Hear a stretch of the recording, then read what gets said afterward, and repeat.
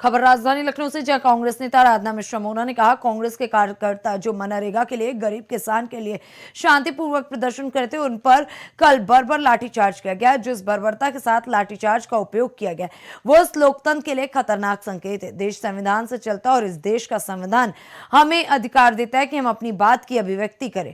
उप मुख्यमंत्री ब्रजेश पाठक के बयान पर उन्होंने कहा, ये तो हम पहले कह रहे थे, आज उप मुख्यमंत्री कह रहे हैं तो ये बात और पुष्ट हो गई। हल्का फुल्का नहीं बल प्रयोग किया गया, बर्बरता पूर्वक लाठीचार्ज किया गया।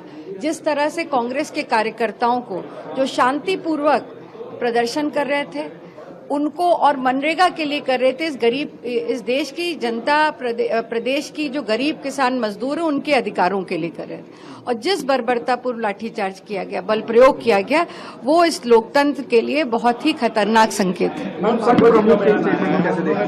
देखिए, ये देश संविधान से चलता है और इस देश का संविधान हमें अधिकार देता है कि हम अपनी बात की अभिव्यक्ति को रखें और हम अपने, चाहे वो धर्म की बात हो, चाहे अपने अधिकारों की बात हो, उसका निर्वहन करें। तो ये देश संविधान से चलेगा, किसी की इच्छा से नहीं। डिप्टी सीएम ब्रजेश पाठक का जो बयान है माघ मेले को लेकर, उनका जिन्होंने भी बटुकों की चोटी खींची है उनको महापाप पड़ेगा, उनके बयान को आप कैसे देखते हैं? ये तो हम लोग पहले कह रहे थे, आज इस सरकार के डिप्टी सीएम कह रहे हैं, तो ये तो बात और पुष्ट हो गई जो कांग्रेस पार्टी और सभी विपक्षी दल कह रहे थे। किरण रिजिजू कह रहे हैं कि राहुल गांधी देश के लिए सबसे बड़ा खतरा है।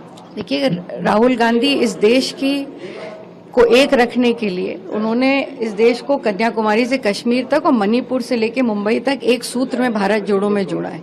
वो एक ऐसे नेता है जिन्होंने हमेशा गरीबों की, किसानों की, मजदूरों की, नौजवानों की बात को बेबाकता से सदन में भी रखा है और सड़क पर भी रखा है।